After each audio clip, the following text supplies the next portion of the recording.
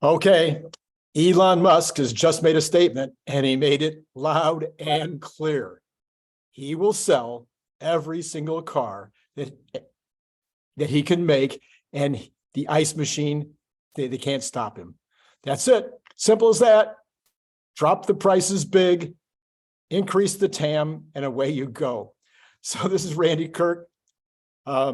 I'm doing this video much earlier than I planned to. I didn't plan to do any videos this morning. I had them all lined up, but you can't not respond to this amazing decision that Elon has made with regard to pricing around the world. If you are not a part of this channel, you might want to like right now. You might want to subscribe. You might want to put down that you would like to be notified. Just click the bell because this is I hope you're going to like what I have to say right now, because I'm going to have to once again eat crow. So I've been doing pricing for over four decades, well over 4 decades. In fact, even in my teens, I had a rock and roll band. I had other small business ventures that I was involved in where pricing was important.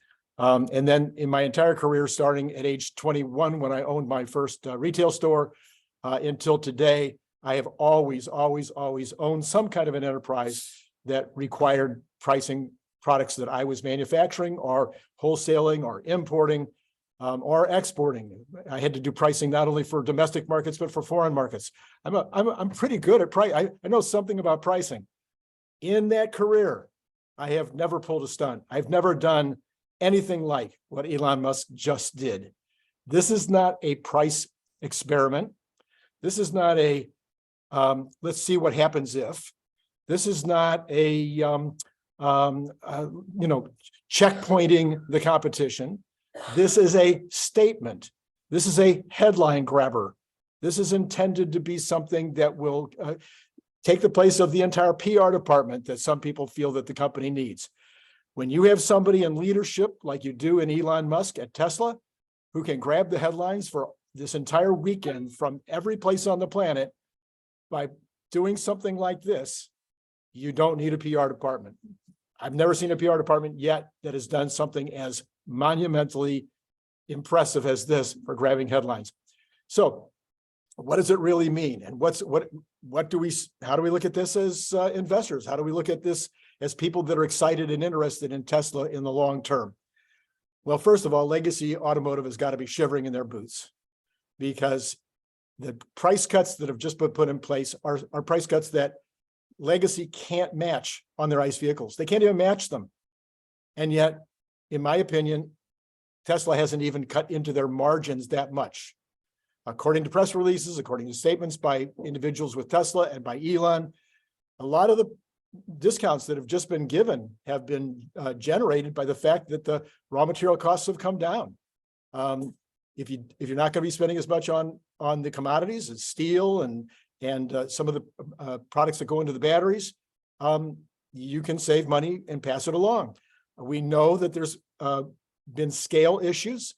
You're going to have benefits from scaling up Austin, from scaling up Germany, even scaling up Shanghai and Fremont. You're dropping your pricing based on getting better at producing from all of these different factories. So this is going to be another factor that is going to be these two factors: the cost of raw materials and the cost of labor, the cost of processes, and fewer processes, fewer procedures, being able to produce the products faster, all the things that Elon talks about, all the things that we've been talking about in the book, the Elon Musk mission, and since, all of these things are going to contribute to savings in the cost of goods of the vehicles that is going to absorb a lot of the price cuts that have just been offered. In Europe, we know that there's savings in terms of the transportation costs and duties and and of course, local manufacturing compared to shipping in from Shanghai or from the United States. So all of these opportunities in terms of lower costs are now being passed along to the consumers. Is it cutting into margins? Maybe. A whole bunch of people might attempt at this point on different YouTube channels, and I don't knock them for doing this. Go out and see if they can figure out what this might actually mean in terms of the margins that will be still available to Tesla. That might be, maybe it's still 29, 28, maybe it's 25, maybe it's 24. Quite frankly, none of us have access to the cost of goods information. We don't know what the material costs are. We don't know what the labor costs are. We don't know what the savings have been. It would be guesswork. So I'm going to just take my guess. I'm going to say that right now, after all these cuts, there's still 20% left. That's my guess. It could be 15 or 25. I don't know, but just kind of overlooking where the price cuts were made. You'll notice that the price cuts were the greatest on the products that typically have the largest margins. The Model Ys have larger margins. The performance versions have larger margins. Those are where you saw the larger cuts. You also saw strategic cuts that were designed to take advantage of the IRA, the $7,500 discount that's available from the government. So there's some strategy there. There's some aspects of the items that have the largest margins already getting the largest cuts. You saw across the board, you just saw a methodology that I've never taken and I've never seen anybody else take. I've never seen any other company take massive cuts from strength. This is very unusual. Sure, you can see years ago, Kmart say, okay, we're going to drop our prices by 15%, blah, blah, blah, blah, blah. They were doing it from weakness. So seeing companies in weak situations all of a sudden drop their price a lot, yes, Tesla is doing this at a time when their order books are basically full, when they have a backlog.